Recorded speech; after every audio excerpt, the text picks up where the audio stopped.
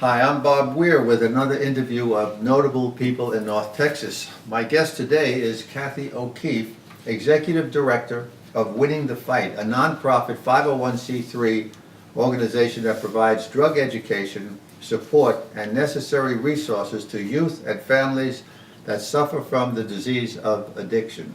Thank you for being here, Kathy. Thank you for asking. If you would, Kathy, please tell our viewers about Winning the Fight. Well, Winning the Fight, in 2010, Ben and I suffered a loss. Our 18-year-old son lost his life to accidental overdose of drugs. Basically, it was heroin and Xanax. And so as we kind of went through the process, we realized there were a few things that we lacked. One was education, one was resources, and the other was support. We isolated, we shouldn't have done that. So we decided that, God put me on this trip and said, you're gonna do something. And once we realized what we lacked, that's exactly what we provided, and we started Winning the Fight immediately. And the goal of your organization, of course, is to educate parents about the signs of drug abuse and the insidious nature of addiction. It's true, and it's difficult to see. Brett's drug use started in middle school, and in middle school is kind of when everybody starts taking a change. You've got hormonal changes and things like that. He never really did well in school, so there were a lot of things that we missed. But through the education that I've got, there's a lot of things that parents can see that they just tend to not notice. And what are some of the things parents should look for, looking for signs of addiction? Well, changes in behavior, changes in friends, which is difficult because it happens usually at middle school, so you are changing friends. But changes in school, and in our case, Brett never did well in school because of he was ADHD, so he never really did well in school. But then mental health issues are a huge amount of that. If you have a child that's got maybe high anxiety or some depression or even ADHD, that mental health, they tend to want to self-medicate. And sometimes I think parents and everybody expects to see something really dramatic in the physical appearance of the person, right? And that's not the case. Not until you're well in the depths of pretty deep drugs. And it may be very late by that time. It's very late. Yeah. Methamphetamine and heroin, you'll start seeing sunken faces and problems with teeth. Yeah. But for the most part, you don't see it right away. Yeah, a person can look absolutely healthy and even go to the gym regularly, but be addicted to drugs. Do you think some educators try to hide the fact that drug abuse and sales occur in and around the schools? Schools are a tough one. I think that drug education in schools is kind of brought to a minimum because the teachers don't have the education behind them to even teach it. We're looking at implementing more drug education into the health service departments into schools so we can actually start talking about drugs. But a lot of denial does happen in schools, and a lot of denial happens in families. And that's very often because they feel that there's the stigma attached to it, and they don't want the stigma attached to their school or their neighborhood or their family, right? Well, we have two children. We have Kyle, who was an AP child all the way through, and he was exactly what schools wanted. And then we had Brett, who struggled. He wasn't dumb, but his ADHD kept him non-focused. And so when we went to drop him out of school and get into a different learning system for him, they didn't want Brett there. It was kind of like, okay, let him go. Well, what are the most often abused drugs in the local area? We still have a lot of heroin, we have a lot of methamphetamine around, but for the most part, most of our kids are getting into prescription drugs. And that doesn't mean that they're necessarily just getting them from home. They can buy prescription drugs on the street. Xanax are huge. And we have a huge problem with Xanax because it's a drug that does not play well with other drugs. Therefore, kids are trying to drink with it and maybe smoke pot or do other things, and it just doesn't like to be combined with things, and we're seeing a lot of overdoses because of that. And the users are very young. Users go across the board. We have 12-year-olds using, and we have 60-year-olds using. So it goes across the board. Where we want to focus in is those 12-year-olds to find out why they're using and try to stop it at that point. Is it true that most drug abuse begins with prescription drugs? Yes. You know, it's funny, when Brett died, I'd watch all the stats from Medical Examiner.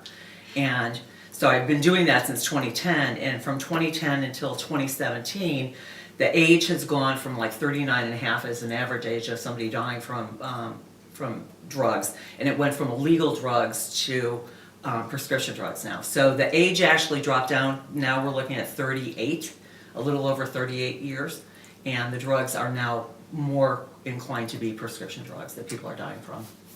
You know, another thing is that some people have the false notion that drug abuse only occurs in low-income families. And that's, No, that's not true at all. And really what we're seeing right now, it's suburbia. Throughout the United States, it's suburban. There's money to be had. And we're also seeing an influx of drugs in areas that you have huge unemployment, such as the coal mine areas. They're in a lot of pain. They don't have jobs, they don't have anything, and so they just kind of are numbing out, trying to forget about everything and using drugs. So we've got a huge problem across the nation in both, you know, high-end suburban areas, but then some areas that are kind of changing because of economics. how about marijuana? Is that a gateway drug? You know, we used to look at marijuana, and I believe that it really is, because kids like to smoke pot, but pot's expensive. You can't really get away with it, and it stays in your system for 30 days. So you either smoke pot and have to have paraphernalia with it, or you walk into the medicine cabinet and grab a couple of hydrocodone or Xanax and throw them in your mouth, and you're more likely to get away with that.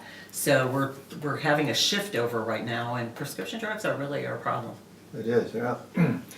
You are also the executive producer of Not Me, a documentary about drug abuse. You want to tell us about that? Not Me what a great movie this ended up being. It started as a 6-minute documentary on the signs that parents miss, but in reality it came out, we had like 25 hours or 26 hours of film on the floor, and it really came out to the denial that people have about drugs.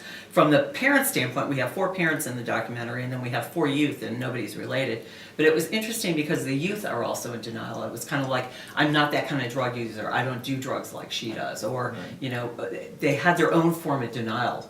Denial that they weren't going to get addicted. Denial that using a needle once was not going to become a problem.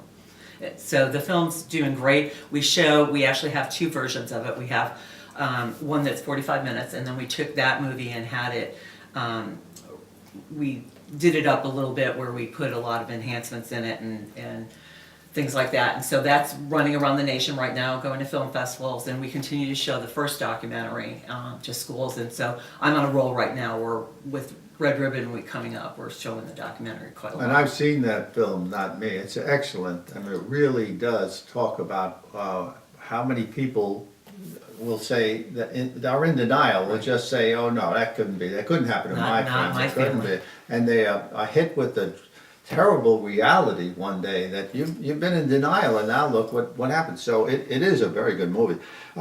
Tell us something about Stompin' Stigma.